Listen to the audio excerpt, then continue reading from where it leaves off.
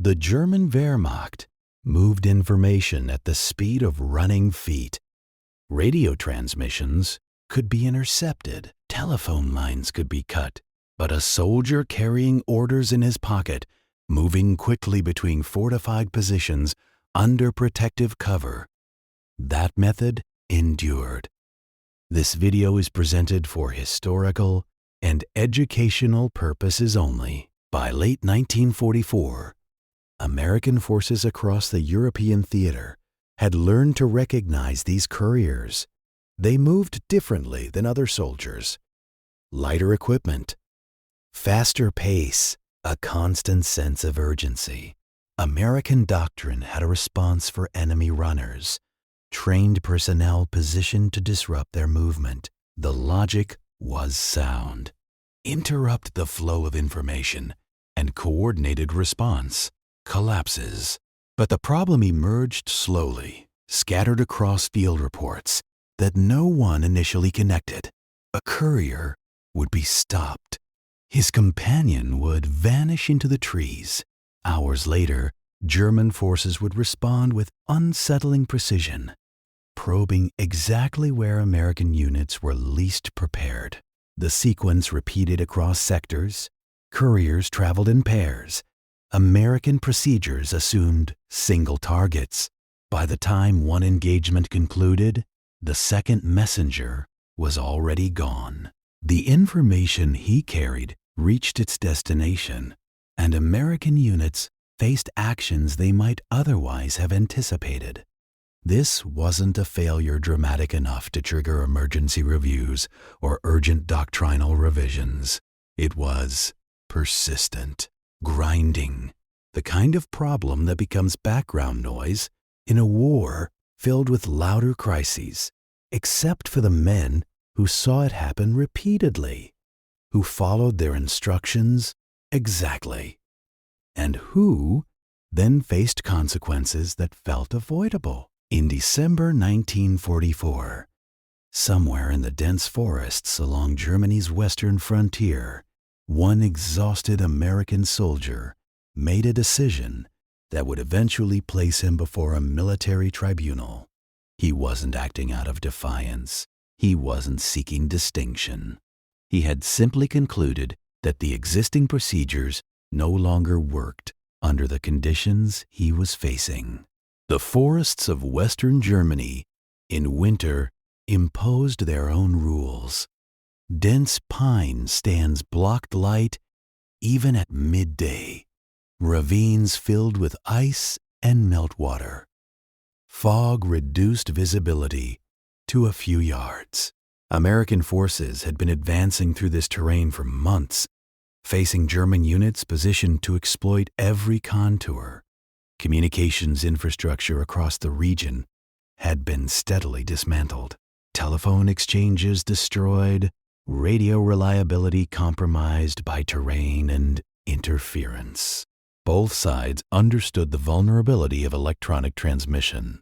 The German response was to revert to human messengers, methods immune to interception. These were not improvised errands. Wehrmacht courier doctrine relied on physically capable soldiers trained to move quickly under adverse conditions. Routes were memorized, messages carried verbally or on paper. Redundancy was built into the system. Couriers moved in pairs. If one failed, the other might succeed. American intelligence identified the system early. Captured documents confirmed reliance on foot couriers. Field observers noted consistent movement patterns between defensive positions. The assessment was straightforward. Disrupting enemy communications would reduce their operational effectiveness. The responsibility fell to trained personnel positioned forward. American designated marksman training emphasized patience, concealment, and precision. The equipment was accurate but deliberate. Engagement procedures prioritized certainty over speed. The doctrine was well suited for isolated targets operating independently. The problem was that the enemy was not operating independently. Courier pairs moved close enough together that both were exposed briefly within the same observation window. Standard procedure allowed disruption of one courier. The second, alerted by the interruption, altered movement and reached concealment. The redundancy held. The system survived. After-action reports from late 1944 recorded the same outcome repeatedly. One courier stopped, the second completing his route. Intelligence delivered. Subsequent German actions demonstrating intact situational awareness. No fault was assigned. Procedures were being followed, but correct execution of an ill-matched system still produces ineffective results. The issue wasn't skill, it was timing. This created a quiet contradiction. American forces understood the enemy's communication method. They could observe it directly. They had personnel in place to interfere with it, but their own procedures limited what interference could achieve. The German system didn't succeed through superior complexity. It succeeded because its redundancy exceeded the assumptions built into American doctrine. The imbalance wasn't universal. In some areas, terrain extended observation windows. In others, chance intervened, but across most sectors, the arithmetic stayed the same. 2 couriers meant one would reach the destination. One reaching the destination meant coordination continued. By early December, American losses from unexpected enemy actions exceeded predictions. German units appeared better informed than their damaged infrastructure suggested. The explanation existed in individual reports dispersed across units, unassembled into a single analysis. The men who recognized the pattern most clearly were the ones watching through optics as the second courier disappeared. They understood that the consequence wouldn't appear in their own logs. It would surface later, elsewhere, as units responding to information that should never have arrived. One of those men had grown up in western Pennsylvania in an environment where equipment manuals were respected, but not treated as sacred. His grandfather had taught him that procedures existed for typical conditions and that atypical conditions required judgment. The phrase used wasn't elegant, but the idea stuck. In a frozen forest months later, that lesson returned. He had followed doctrine. He had watched the result repeat. Eventually, repetition turned into calculation, and calculation into a decision. Privately, he began practicing a different method of operating his equipment, not modifying the equipment itself, but altering how it was handled. The goal was to reduce delay between actions without sacrificing control. It violated every principle he'd been taught. It also addressed the exact failure he'd been observing. Standard procedure required a full reset between actions. His experimental approach minimized that reset. The trade-off was precision. The margin for error increased. But under these conditions, reduced precision with opportunity outweighed perfect execution without it. He understood the risks. Military effectiveness depends on uniformity. Individual deviation introduces uncertainty. That uncertainty can cascade. The manual exists to prevent exactly that. But he also understood the cost of doing nothing. And on a morning in December, when another courier pair entered his field of observation, he chose to apply the method he'd been practicing quietly. The sequence that followed diverged from expectation. The first disruption followed established procedure. What differed was what came next. The second courier, reacting to the interruption, altered movement, but remained exposed briefly. The window closed quickly. The opportunity existed only once. The second courier failed to complete his route. There was no immediate confirmation of significance, no visible result. But what didn't happen afterward mattered. No coordinated response, no probing movement, no action matching previous patterns. The absence itself became evidence. The soldier's spotter noticed. So did others. No report was filed. No authorization requested. But quiet attention followed. Another observer asked questions. Another watched closely. The method spread informally.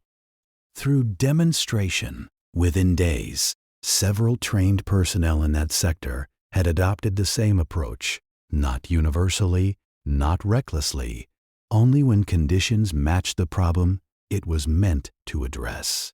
Enemy courier losses in the area increased. Intelligence summaries noted the trend, but attributed it to positioning or chance. The actual cause remained undocumented. The German response followed predictably. Procedures changed. Some units spaced couriers apart, reducing vulnerability but slowing information flow. Others increased redundancy further, creating new inefficiencies.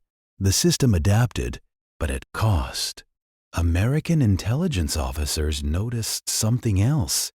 Enemy actions grew less precise. Timing slipped. Anticipated responses failed to materialize.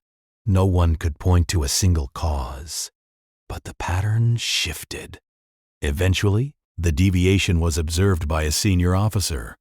The method was recognized immediately as unauthorized. Questions followed. Investigation followed questions. The institutional response was procedural. Deviation from doctrine cannot be ignored.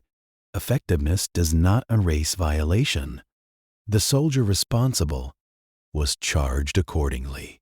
The proceedings occurred close to the front in a requisition structure serving multiple administrative purposes. The facts were undisputed. The soldier had altered procedure. He had taught others. He had done so without approval. The defense did not contest this. Instead, it presented outcomes: disrupted enemy coordination, reduced effectiveness of subsequent actions, improved force protection in affected sectors. The deliberation wasn't about innocence. It was about meaning. Whether adherence to doctrine outweighed demonstrable improvement, whether punishment preserved order or discouraged adaptation, the verdict acknowledged both realities. Guilt was affirmed, consequences imposed, rank reduced, pay forfeited. A formal reprimand entered into record. Then came the second decision. The same soldier was reassigned to assist in developing formal training materials incorporating the method he had introduced without authorization. The institution punished the violation, then absorbed the solution. Over subsequent months, revised training incorporated the approach in carefully framed language. Manuals described it as a field-developed adaptation for specific environments. Names were omitted, context generalized. The method spread officially. Later assessments suggested measurable improvement in American operational security, where the revised procedures were applied. The estimates were cautious. Only documented correlations were included. The true impact was likely broader, but unmeasurable. Prevented outcomes leave limited evidence. The soldier returned to regular duty. He continued through the final months of the campaign. When hostilities ended, he turned in his equipment and returned home. The steel mills were still operating. He resumed his previous life. He spoke little about the war. His service occupied a paragraph in his obituary. No mention of procedural changes or tribunals, just served with distinction. The method itself remained relevant until technological changes rendered it unnecessary. The principle endured. Minimize delay. Maintain control. Adapt when conditions invalidate assumptions.